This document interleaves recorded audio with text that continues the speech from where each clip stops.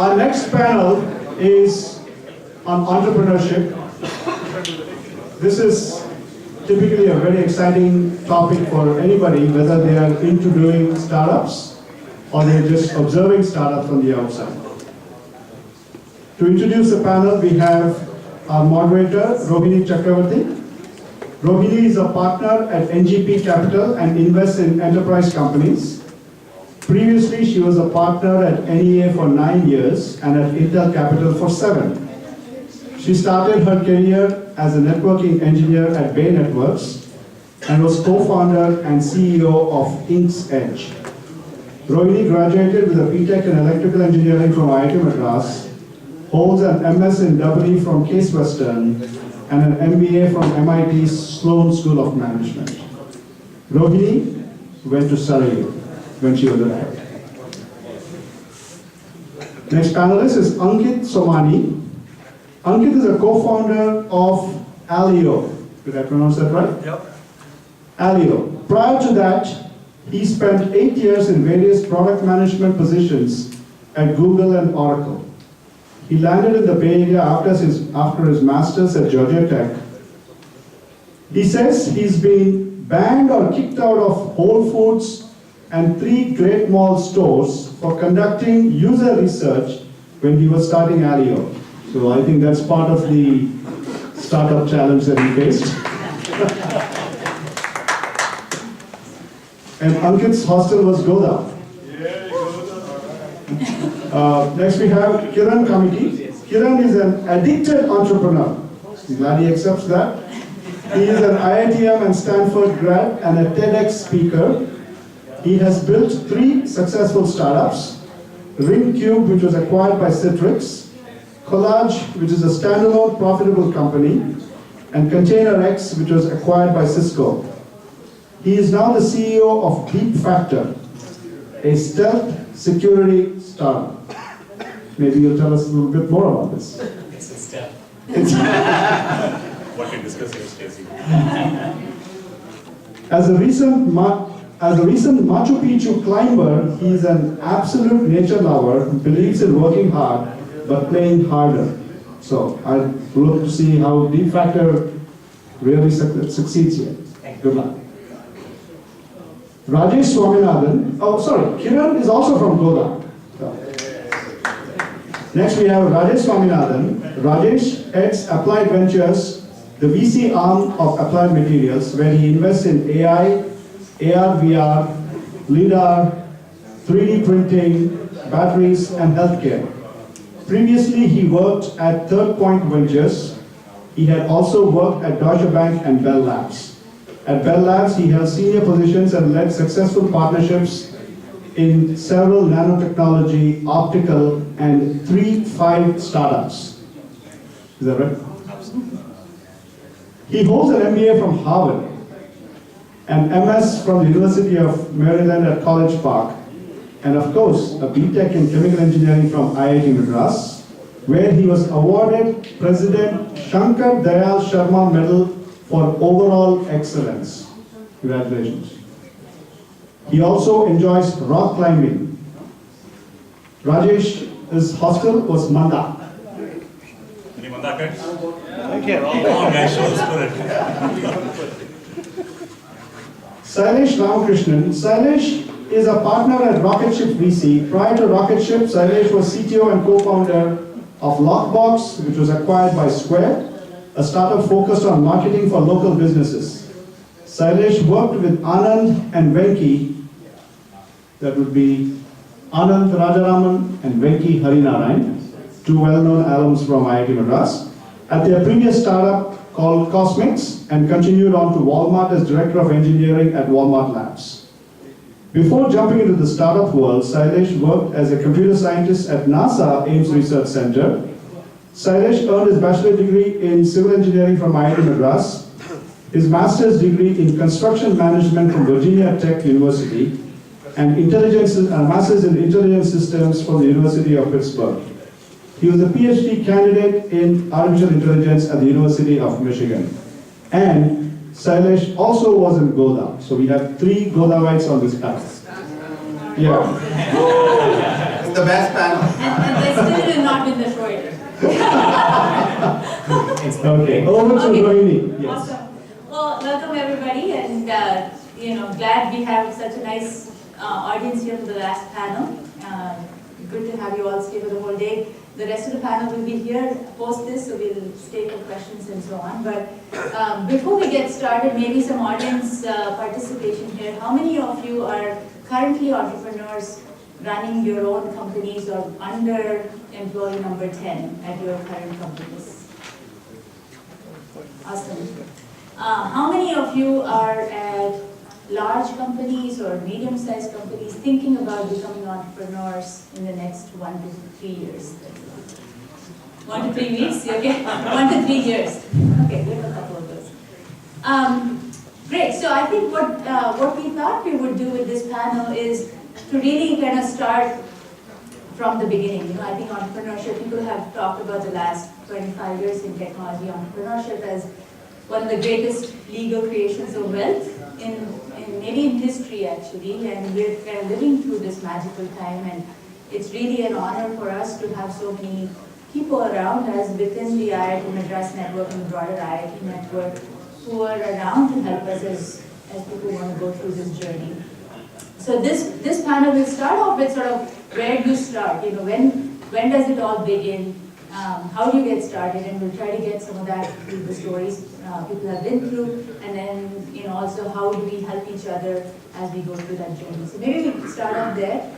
Ankit, if you want to just give us a little bit of your origin story on what motivated you to start Alio, and what was that deciding factor that motivated you?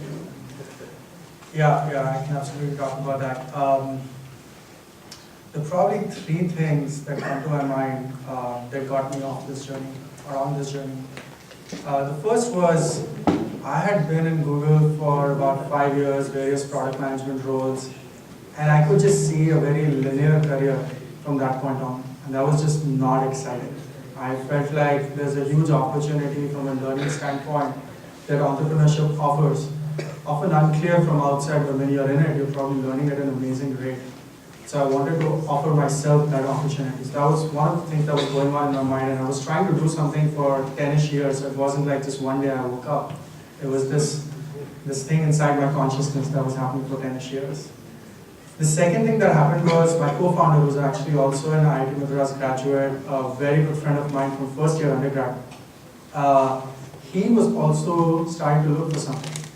And we just had a good chemistry together. We fed off each other's energy. We were thinking about problems in very similar yet different ways. And so that interaction actually got us deeper and deeper into it. Little did we know when we started talking that we would go really deep into it.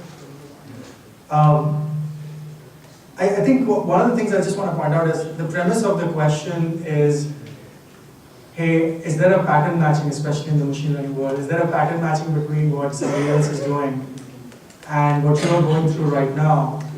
And can you validate whether what you're going through is the right thing and can take off on that journey? It just needs to be very authentic to you. Just want to point that out. The third thing we did was we did a lot of user research into the problem that we're trying to solve. We spent a lot of time, maybe I would say 5 to 7 months, just validating the problem, not doing anything else, not building a solution.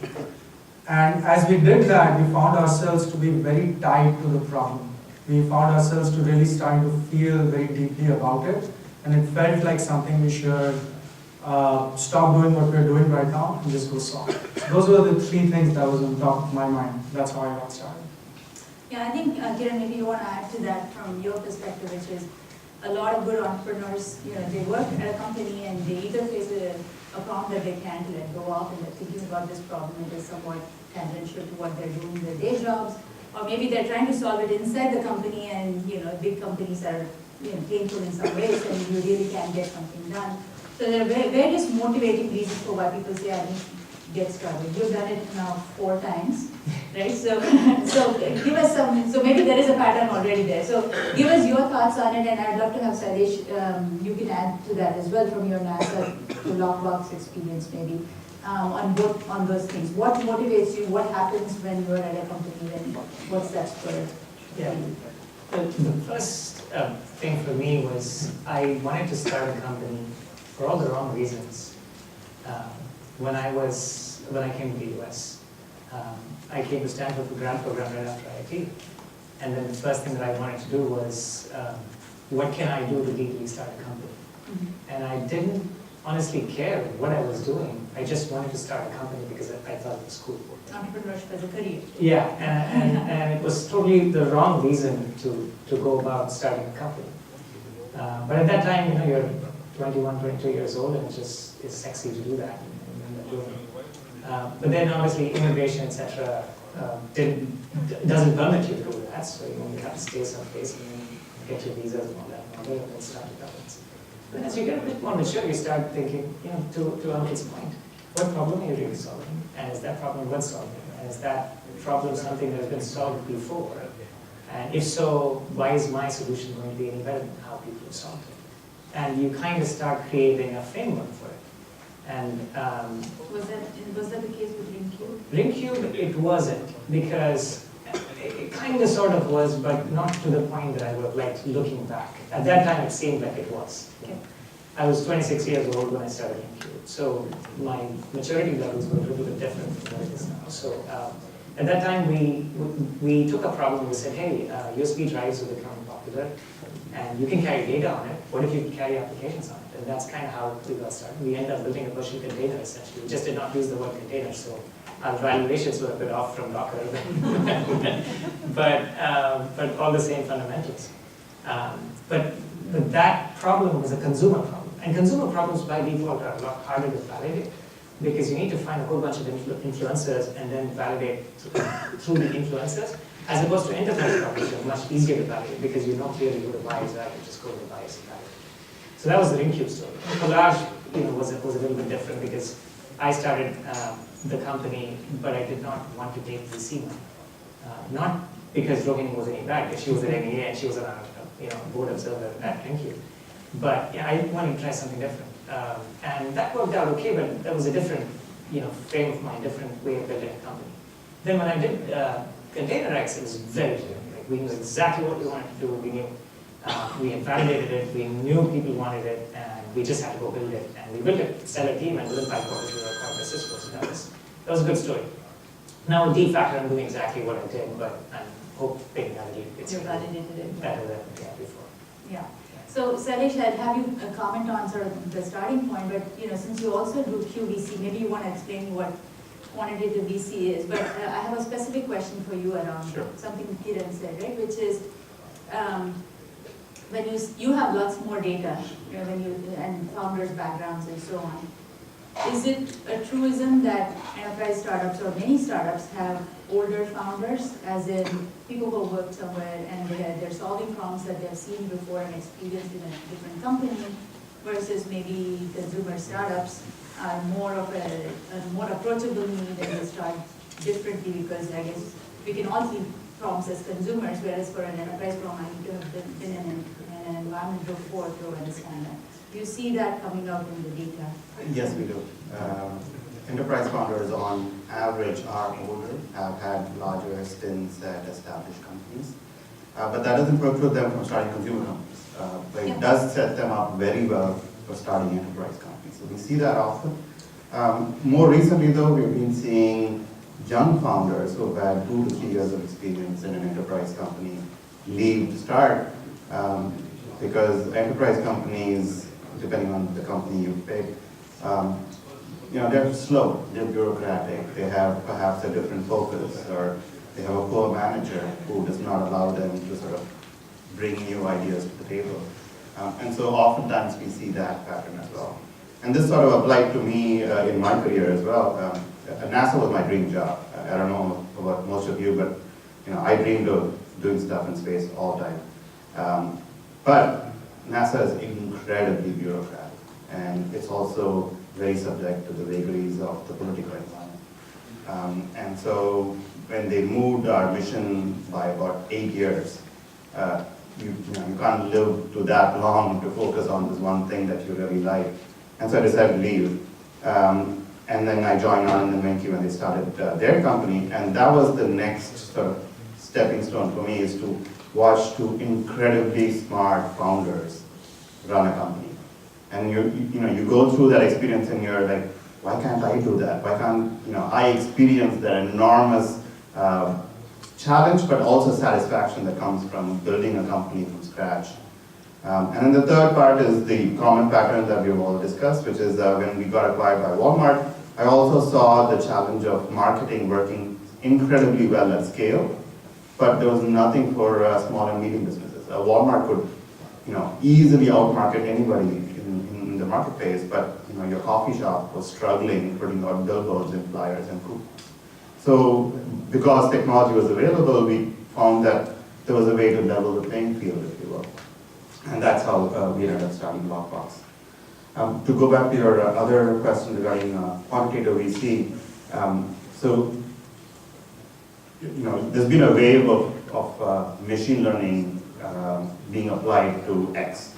There's AI in X, AI in pretty much everything that you can think of. Most folks here have started companies based on that premise.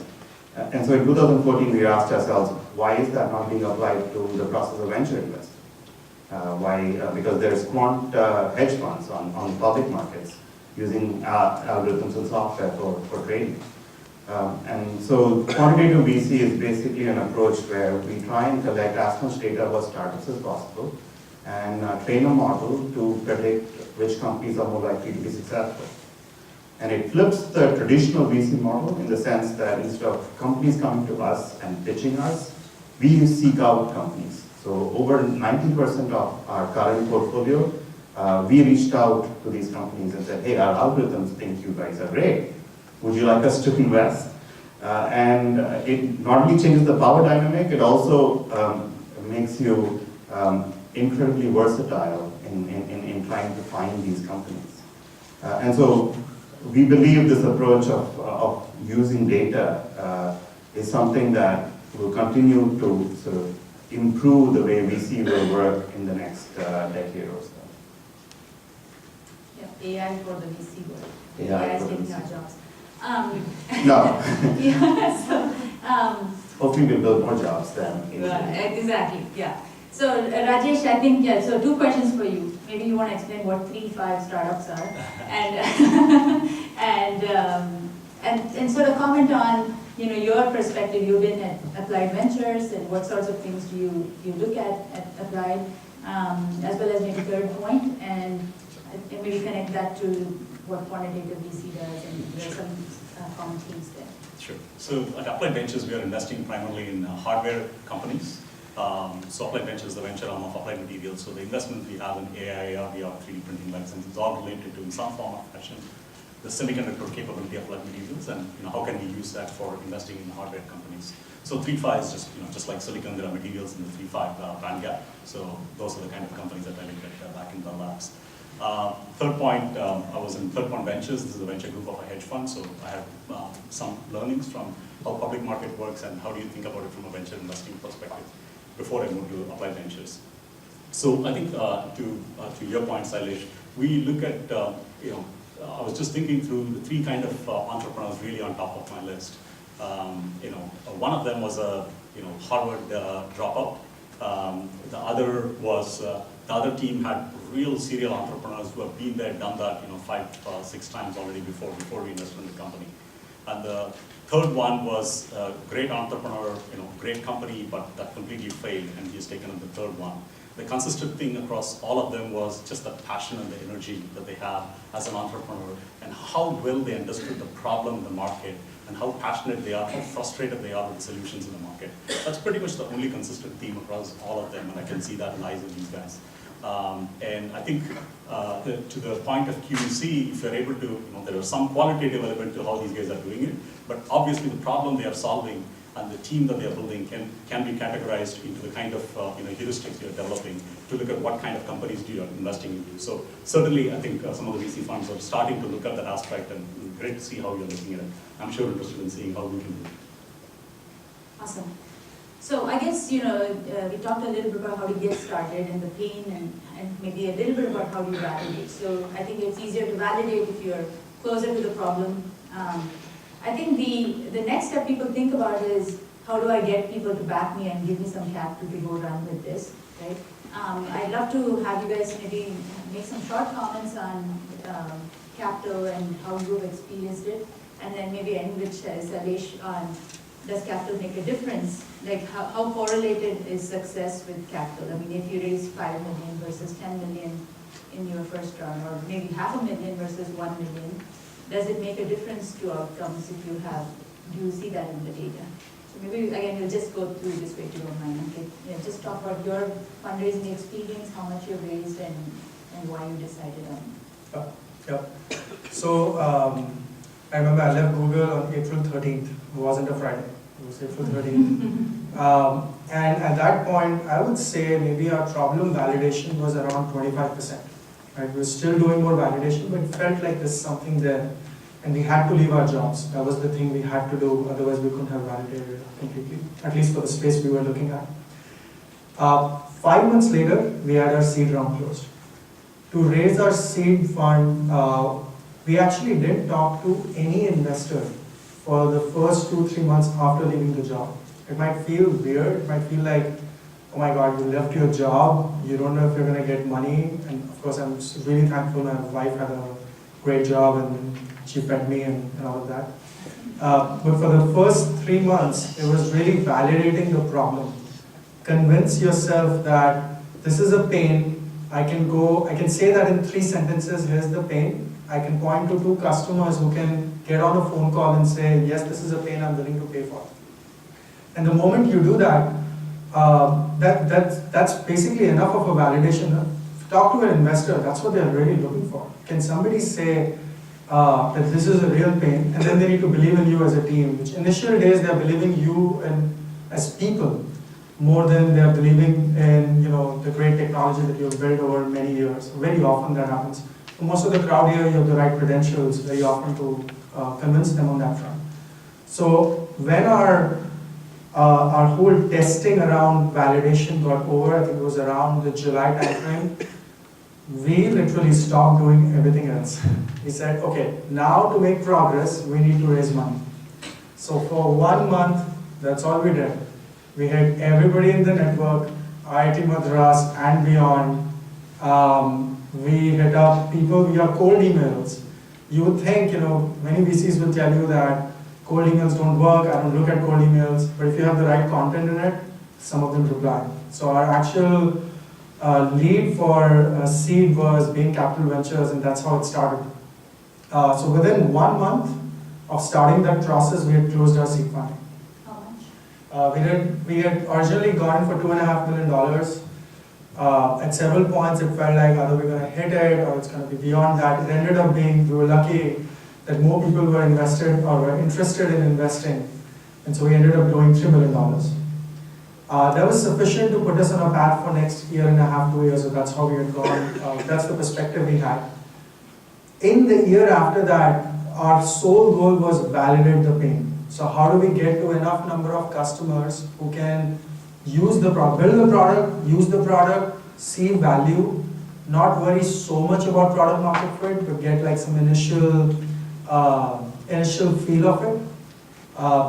And then before the year ended even, because we did that in I think September of 2016, before the year ended, which was September of 2017, Bain Capital Ventures again came back and said they wanted to do Series A. So they led the next round.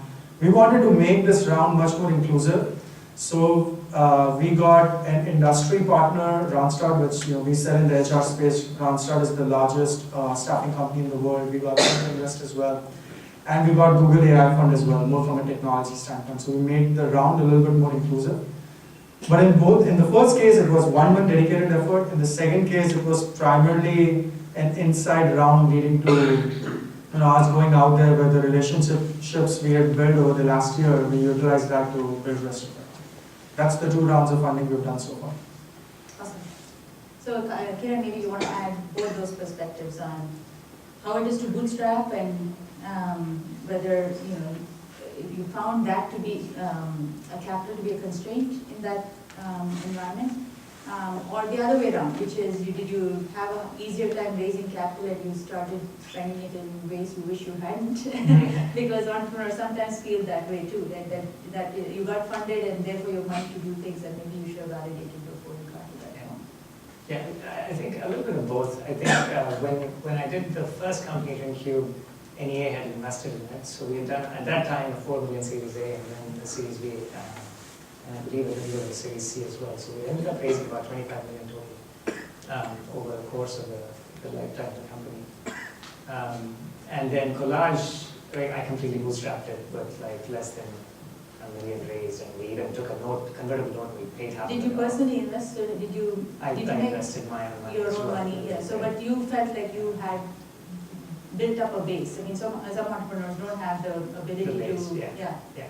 I mean, it wasn't like I had built up that big of a base, but especially because in the Bay Area, you have an exit, you buy a home, and Bay Area homes are so expensive that your base money is gone. Yeah. So, Yeah.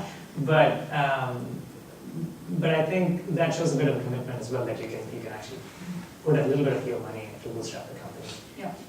And the third one, Deep Factor, we just raised, Container X, we just raised a seed round. We just raised at 2 point, we started with 2 and it became 2.7.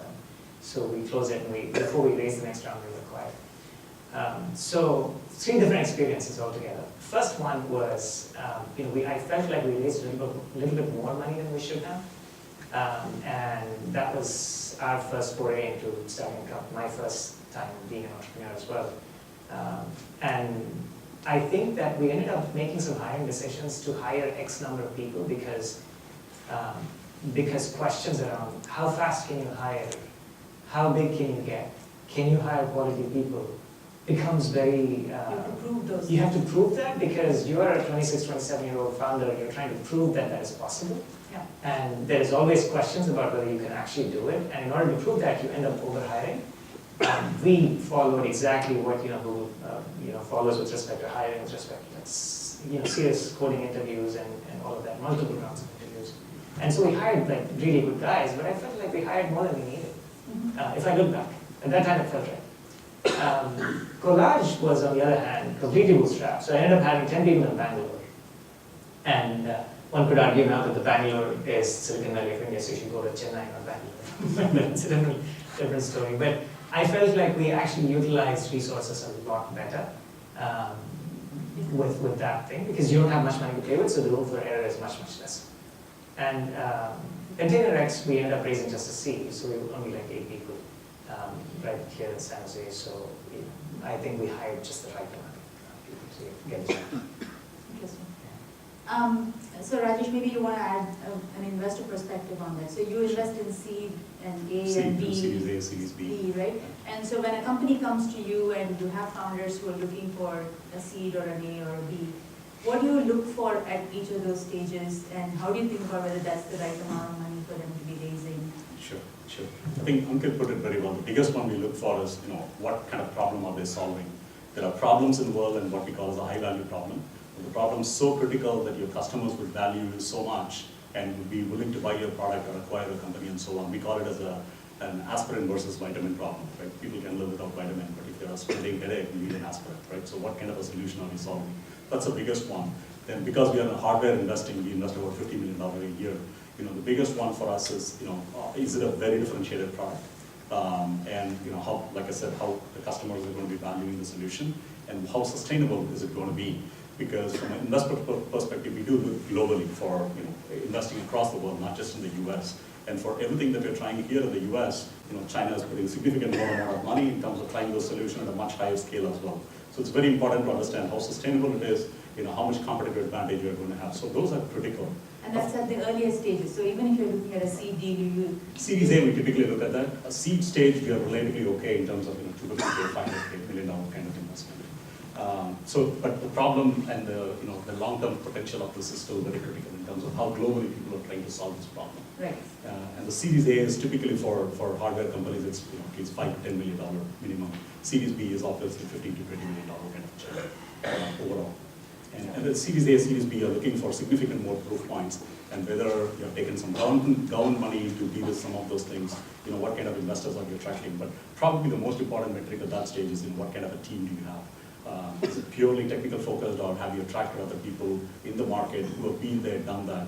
If you look at this panel, I think you have entrepreneurs who have also come from Cisco, Walmart, Google, and so on. So that brings kind of a unique experience in terms of how well are some of the bigger companies solving the problem. It gives you a window into what other solutions are being tried by big companies. Because one thing we consistently see in this market is big companies have their own huge amount of incubation arms because they're significantly challenged by a lot of these startups. So there's a lot of amount of learning that goes in big companies as well. So it's important to complement the kind of team that you're building. Yeah. And Sailesh, maybe we go back to the point about, does capital make a difference? And so if you're from a QVC model, how prescriptive are you? So if you find a company that's doing well, do you go in and say, we're interested in investing in you and this is how much you should take? Or how do you think about whether they're ready to receive X amount of capital? So the data is pretty clear at these different stages. So that in a seed stage, it's not a very efficient spot for a quantitative investing strategy, mainly because the increase in valuation to the next round is not commensurate enough for the reduction of risk that happens from a seed round to a Series A round. And so, and because of that, if you use a quantitative strategy where you're trying to use data and pick these companies, seed's not a very great spot for us to invest. The other aspect is, at a seed stage company, the amount of data you have access to is also less. Whereas in a Series A, you have more data, you have at least another round that has happened earlier, and so there's much more of a model that can be built. And the causality actually goes the way you just described it, which is more successful companies raise more money. But also, like one of the other panelists mentioned, there is a right amount of money. There's too little and there's too much. Typically, our models indicate that you should be looking for money that allows you to raise, to execute for 18 to 24 months time frame from the time you raise your money, with perhaps a 6-month cushion. So that's the right amount of money, and that is connected to your company and the execution needs. And so that's what the data indicates is appropriately a right amount. And we find that companies who fit into that range seem to execute very well. They're able to find strategies to execute well, and if they execute to that strategy, good things happen. Perhaps investors come to you earlier and offer you more money. So that happens as well a good bit. The two signals that we find that indicate strong execution is getting close to the right amount of money and the time period between successive fundraisers being less than what the statistical average indicates. That indicates a pretty strong execution, and we find that often. Actually, I have a follow-up question. Yes, you have a comment on that, please. How well is it correlated to this investment syndicate? Is that an important factor? How does it help, or is it a noise to some extent? So the investment syndicate composition is important in terms of numbers of people, but not necessarily the kinds of investors. But I say that as a very general statement, so you accept this in a statistical perspective. There are top VCs for a reason, and having them in your syndicate really does help. But having too many investors in your syndicate usually hurts. That's what the data says. Once again, there's a sweet spot number of investors. Somewhere between 3 and 4 is what the data seems to show. But that's too general a statement, and you need to really apply that to your company. If your company is in hardware and Intel comes and offers you money, you should just take that money and execute rather than wait for your ideal set of investors to show up.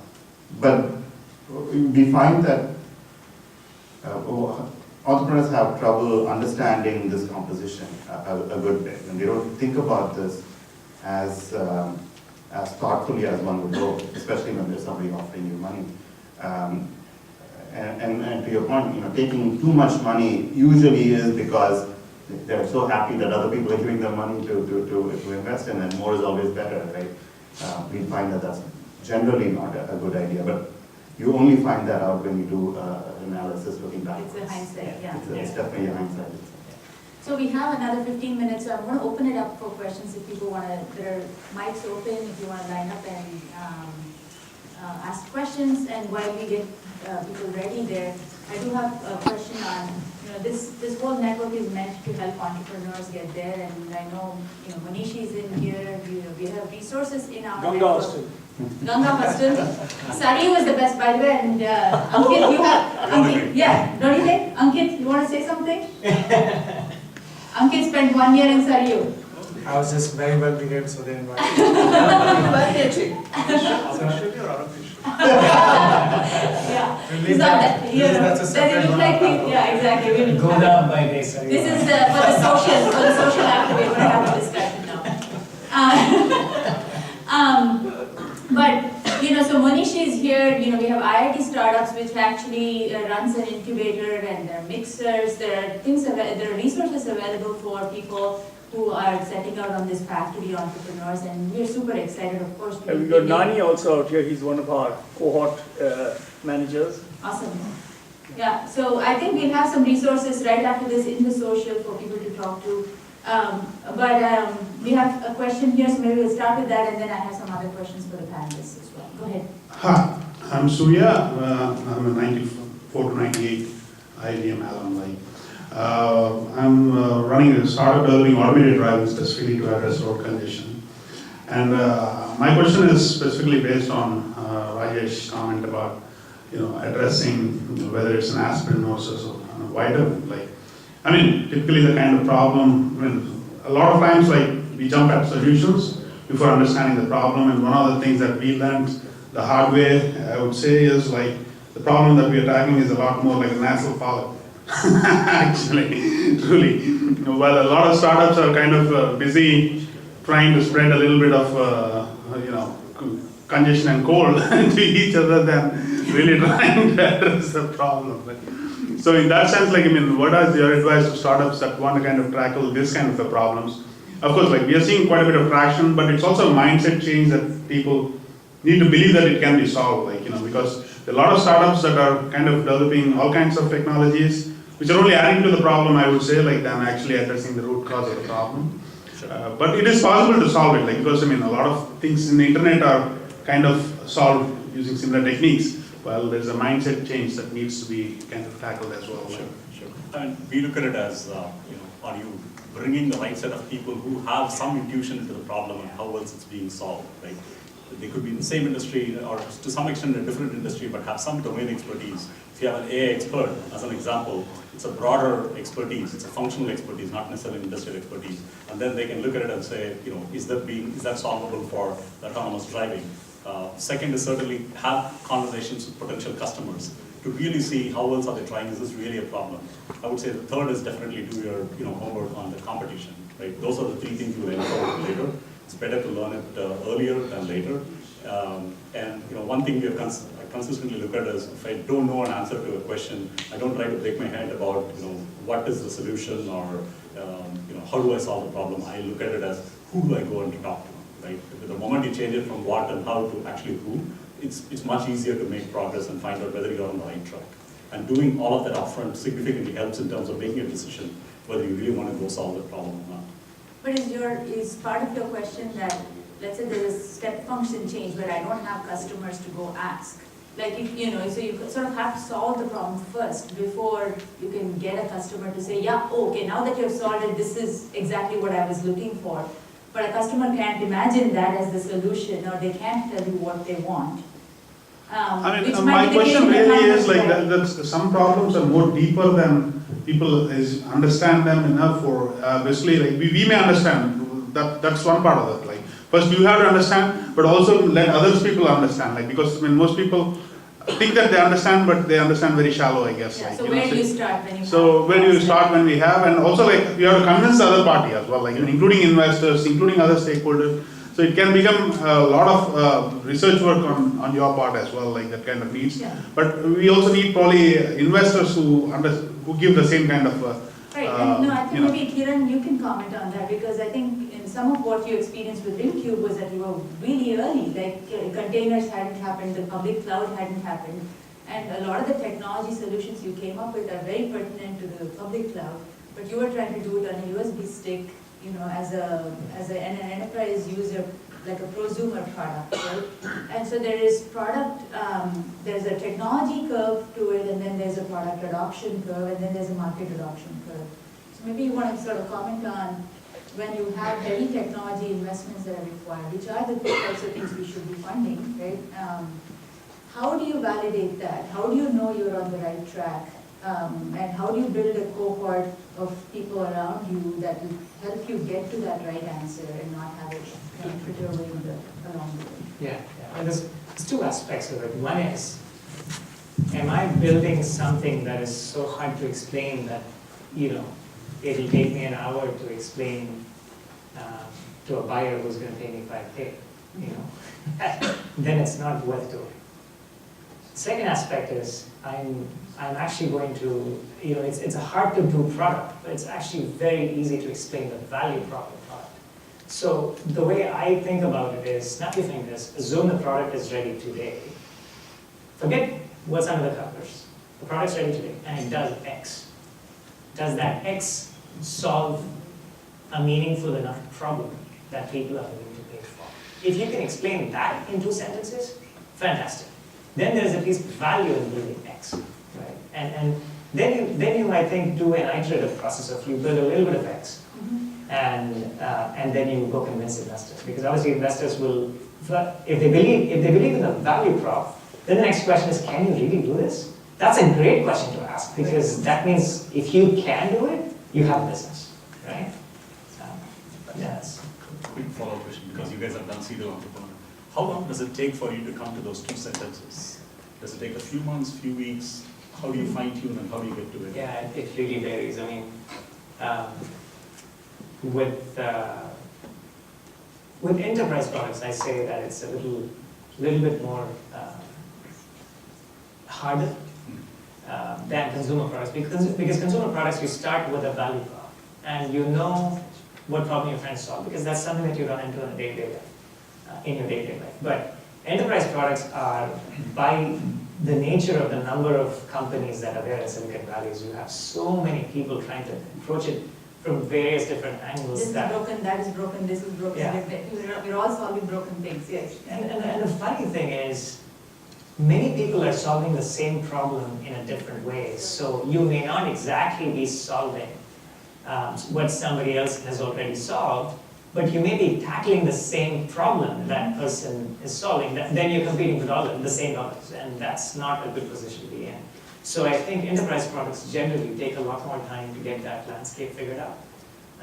And you have to really have an answer to not just how other people are doing exactly what you're doing in terms of your technical approach, but how other people are solving the same problem and competing for the same dollars that you may be going after. I'll just quickly add to this. I think getting to that 2-line summary is incredibly hard. Yeah. It takes a lot of work to get there. For people who have started something, I'll give you one technique which I found very interesting and very instructive. Let's say you spend 2 meetings with a customer, trying to demo them your product, tell them what it is. Next time there's a 3rd meeting, and let's say there are colleagues of that customer who are in that meeting. Ask that person to explain it to their colleagues. You'll find that they will explain it in ways that either you won't agree with, like, oh, he missed that feature, you know, he didn't talk about that, or maybe he or she didn't think about it from this perspective. But that's the culmination of it, right? The summary, the synthesis that they have, how they will sell it to their boss, how they will explain it to their colleagues, is really the synthesis, the best form to get that synthesis. So I found that to be very instructive. And if the customer says, I can't quite explain it, can you guys do the job? That means you didn't quite do the job. 2 sentences. Okay, I'm Jnani Palani Kumar. I'm a business coach for technology startups, including IIT startups. My question is regarding the first-time founders with technical background. How much of traction or validation you need for getting the seed funding? Say $1 million. Okay, that is a challenge where every startups, including IIT startups, are facing. Getting their first check without any traction. Yeah. Well, we have a group that has raised their first, so maybe you want to give us some tips on where to how to do that. So maybe Rajesh, you want to start because you do seed investing. Yeah. Right, right. We have done a lot of seed investments where the entrepreneur really didn't have a track record. And then the question is, it comes back to the problem question, right? That's a big enough problem because you can, in many of the startups, the actual CEO could change over a period of time. So even when you're doing a seed investment, you're betting on the team, but not necessarily on the track record at that point. The challenge is big enough if the entrepreneur is committed enough, and then you bet on it and then go take a risk at that point. And Suresh, so I guess this is a good time to touch upon angel rounds and things like that. And you did mention that in your data, you don't like party rounds. You don't like, lots of angels in there. But, Sorry, there was more, not lots of professional investors. Investors, okay. Angels are perfect. Okay, awesome. So because I think historically, traditionally Silicon Valley was built on those angel networks, meaning entrepreneurs who are one step closer to this problem, who have done this before, who can be of help. And that has also professionalized right now with AngelList or Kickstarter, or there are these other resources, and resources like what Manishi is putting together. Can you comment on those? So if you're a new entrepreneur, you want to raise your first $1 million check, is it more productive to go to people who have solved the same problem or similar problems? Is it better to go to your friends and family network of people who believe in you? Is it better to go to an angel list and put it out there to cast a wider net? What are some strategies that people can use for that first $1 million check? I'll try and answer that, but unfortunately not from the strength of the data, because the fidelity of the data to separate that subtle a difference is good, we're safe there. for now. Okay, the AIs are not taking over yet. Okay. And like I said, I'm frank where the data doesn't really work. Yeah. But what we have seen is that the process of investing, to your point, actually leads you to understand what it is that you're actually building. Because you're forced to explain your product to a very skeptical person. You're going to ask them for money, so that person by definition is skeptical. And you have to convince them, and that really helps own the pitch, if you will. So we found from the data that companies that get angel funding perform at least further than ones that don't. And so the process of seeking investment from professional investors earlier on is usually a good thing. Again, that's a very general statement, so please take that with huge grains of salt. But things like negotiate valuation, amounts of money, and whatnot, those are all going to complicate that answer. But going to a professional, or at least a semi-professional investor or an expert in the field who's an entrepreneur, is definitely a good thing. The data is pretty clear about that. If you're already very well experienced, then family, and then you're just looking for capital, then that's perfectly fine. Either bootstrap it or friends and family money, all that's great. But if you are a new entrepreneur, then going to people who have done it before, or people who have seen many companies, is usually a very good thing. The question I have is, so when you see these entrepreneurs, what's the motivation? Like, why are they doing it? Are they doing it because they have faced this problem, or are they doing it because they don't want to work at a big company, or they want to make a lot of money? Like, what do you think is the reason why they're doing it? Why successful guys Among are doing it? successful entrepreneurs. Rajesh, you want to take it? Frustration is the biggest one I see. Yeah. The equity upside is all there, but the biggest one is frustration with status quo and how they can make a difference. Yeah, I think so my experience too is that you really want to find people who have an engine, right? They cannot let go of a problem. They really want to solve it despite, it doesn't matter if they get 20 no's on this thing, or people say this is not a good idea. It's just, you can't let go of the problem. That's usually the purest entrepreneurial energy. And then of course you have to be smart and be able to channel that, because you have to convince people to join that journey, right? You have that entrepreneurial energy and you're going in a certain direction, but you need people to help you with things you don't know or you can't do yourself. You need people to invest in you, right? And so selling and being able to convince other people of that vision that an entrepreneur has, that comes next. But you do, you people are taken in by the charisma and the vision that an entrepreneur has, and that's usually the best starting point. All right, I think with that we will break for, do you have a question? Quick question. Are there specific tips that you use in terms of hiring? In terms of hiring, and how much do you hire and when and what caliber? Awesome. So Ankit and Kiran, maybe quick. I'll give a quick response. How many people in your company right now? We are about 80 people right now. 80? 80. I think the most important thing from a hiring standpoint that I found was the culture fit. And it's not like just this high-level word. Every company takes a life of its own. And you just need to determine. So for example, one of our unsaid cultural traits is unpretentiousness. So the VP of engineering that we hired, the first week he was fixing internet problems in the office because other engineers couldn't go, right? So unpretentiousness was a core value that we hired for. There's enough ways to look at other smart stuff, but just wanted to point that out. It's a very important way, and we found people not to fit in that culture sometimes, and you have to just part ways with. Yeah, one thing I'd like to add is the way I usually try to hire people, I end up hiring less than what I need. Usually my rule is if a task takes 10 people, hire 8 people. Because then you actually are, those people are actually fully on the task. Because no matter what you think the number of people is, you always feel, the team always feels the need to add more people to it. And that's not the right way to go about solving a problem. The way I try to size a problem is if the problem is size X, how many people would it take, how many experts in the field would it take to solve that X? And if the answer is 10, then I say I'm going to hire 8. I think it's usually good to extend the team.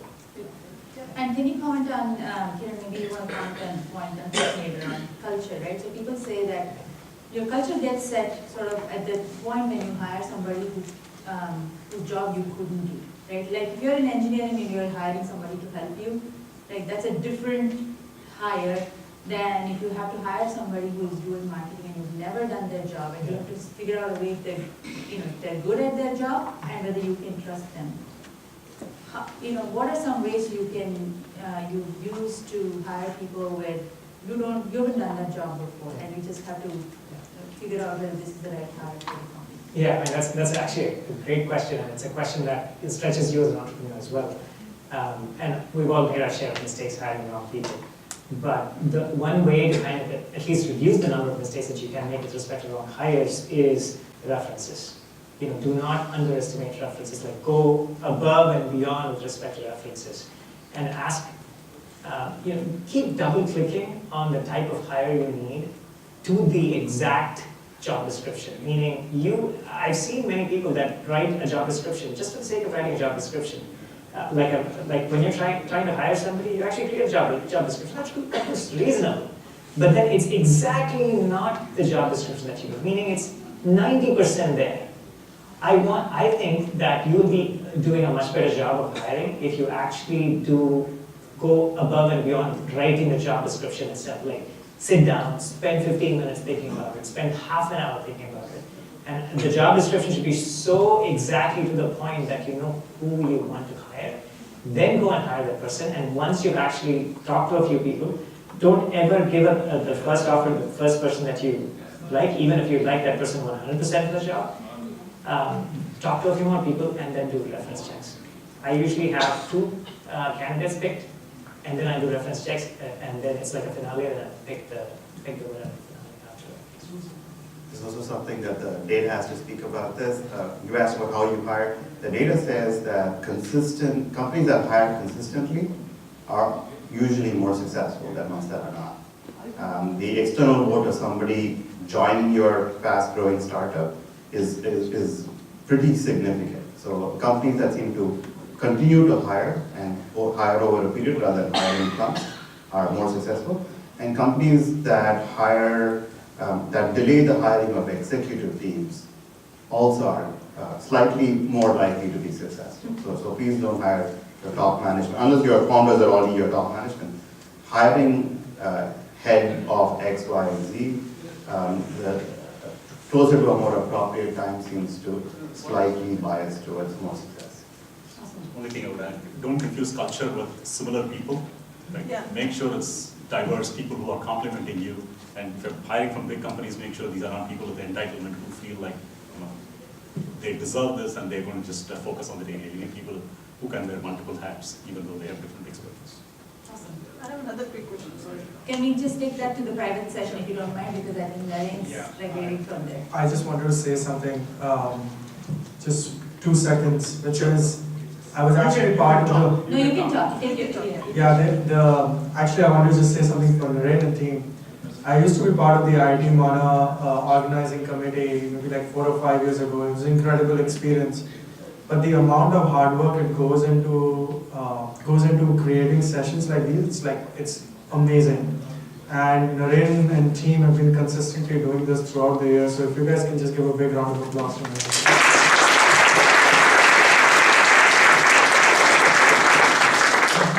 Thank you very much, Ankit.